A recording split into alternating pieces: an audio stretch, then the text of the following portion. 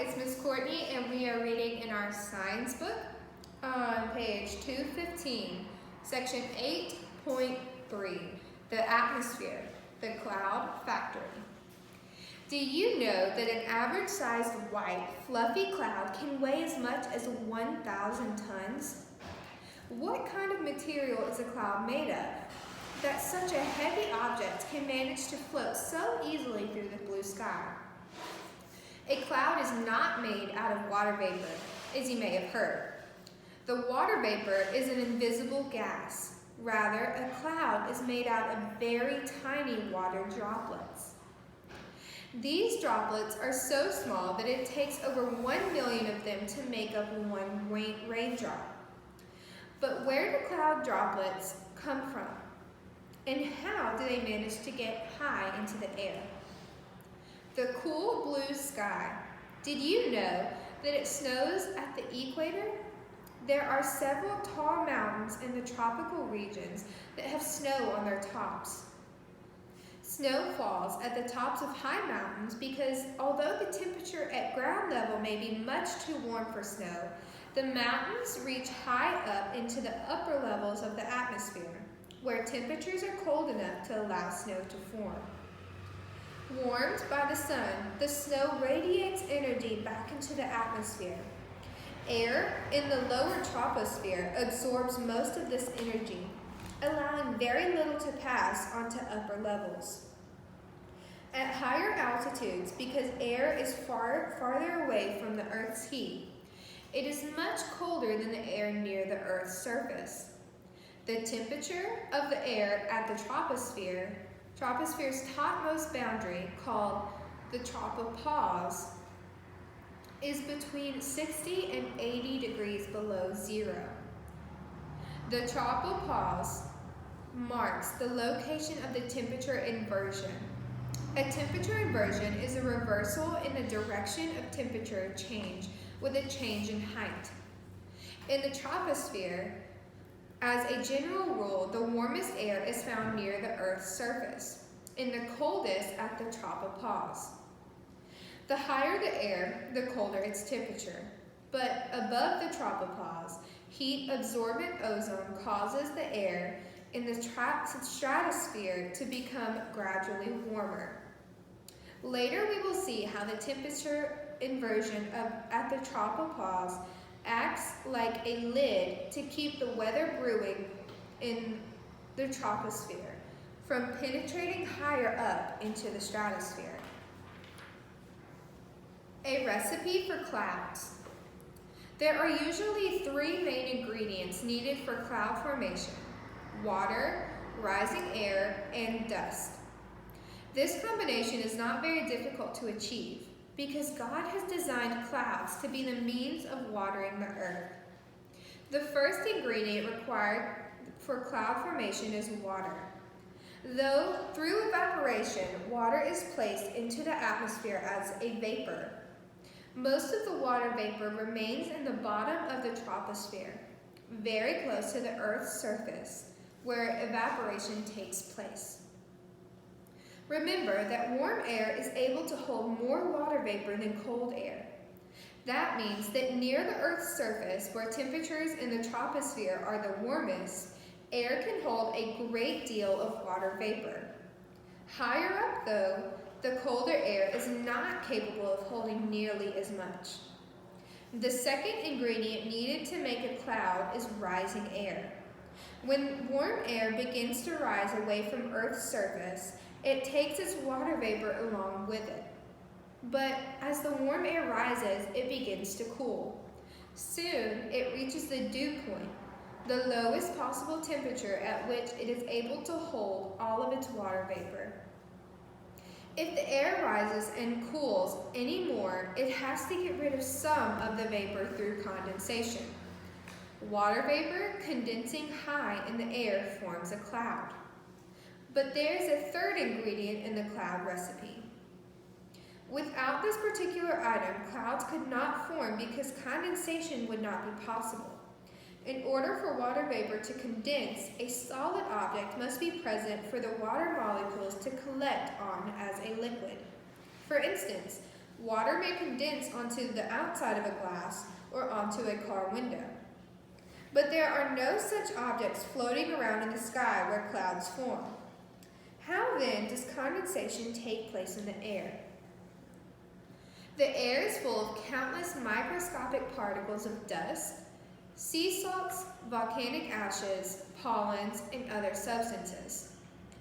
These dust particles provide water molecules with billions of tiny, solid surfaces for condensation. When rising air cools below its dew point, its water vapor condenses to form very small droplets of water around the dust particles. Because of the smallness of these water droplets, they are able to stay suspended in the air without falling to the ground. We see them as a cloud drifting gently across the blue sky, moving up in the world. Now that we know clouds form when moist air rises, we need to talk about the different things that can cause air to rise. Solar heating. When we talked about the winds in the last section, we learned that the sun's heat produces rising air. Solar energy beating down from above heats a certain area of the Earth's surface hotter than the surrounding areas. The hot Earth then makes the air above it warm. The warm air is pushed upward by the cooler air around it. As the air rises, its water vapor condenses to form clouds. On the large scale, the tropics are the warm spot where air rises to form clouds. Remember that air over the equatorial regions is warmed and lifted by the sun before beginning its journey toward the north and south poles as a part of the Earth's wind system. Much rain falls in the tropics because large amounts of water vapor are changed into heavy rain clouds as the ascending air cools.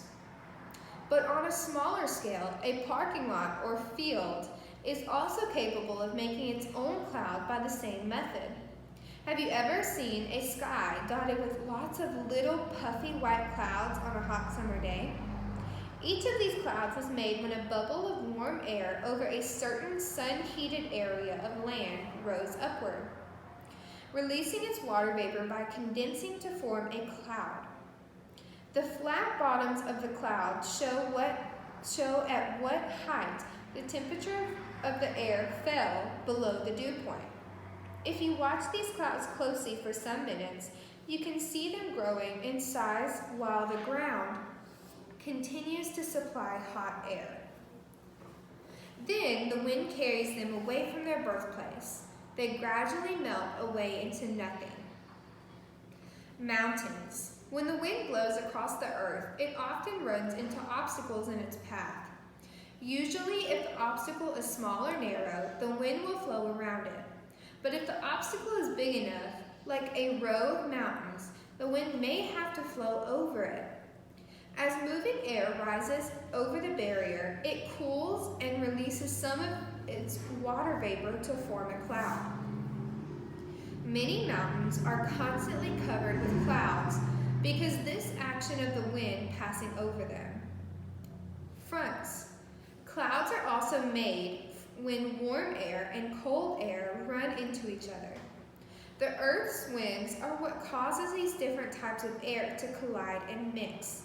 Remember that both the northern and the southern hemispheres are divided into three main wind belts: the trade winds closest to the equator, the polar easterlies nearest to the poles, and the prevailing westerlies in the middle latitudes between the trade winds and the polar winds.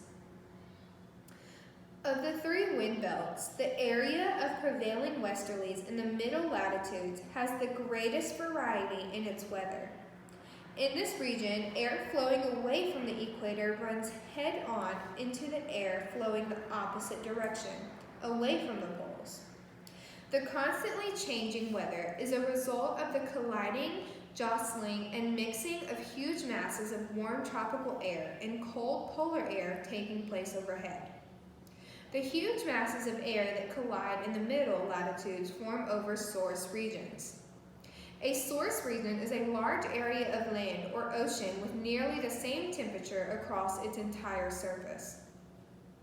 The air directly above the region takes on the characteristics of the terrain or ground below it. If the terrain of the source region is cold, the air cools. If the terrain is warm, the air also warms. If the terrain is moist, the air picks up water vapor. The air over the region continues to change until it becomes what is called an air mass, a single, large unit of air with uniform temperature and humidity characteristics. There are many different types of air masses. Continental tropical air masses are hot and dry, forming over the deserts and plains of sun-heated continents, especially in summer. Near the equator, maritime tropical air masses pick up much moisture from warm seas. The colder oceans outside the tropical regions produce maritime polar air masses with cool, wet air. Cold and dry continental polar air masses form over large areas of land such as Siberia and Canada in the northern hemisphere. Arctic and Antarctic air masses, which develop over the ice and snow of the poles, have very cold and rather dry air. Look at the map to see how these different kinds of air masses influence the weather of the United States. After some time, an air mass may begin to move away from its source region, traveling very slowly. As an air mass moves, it gradually picks up the characteristics of the terrain that it passes over. For instance, if an air mass forms over a hot desert, its air will be hot and dry.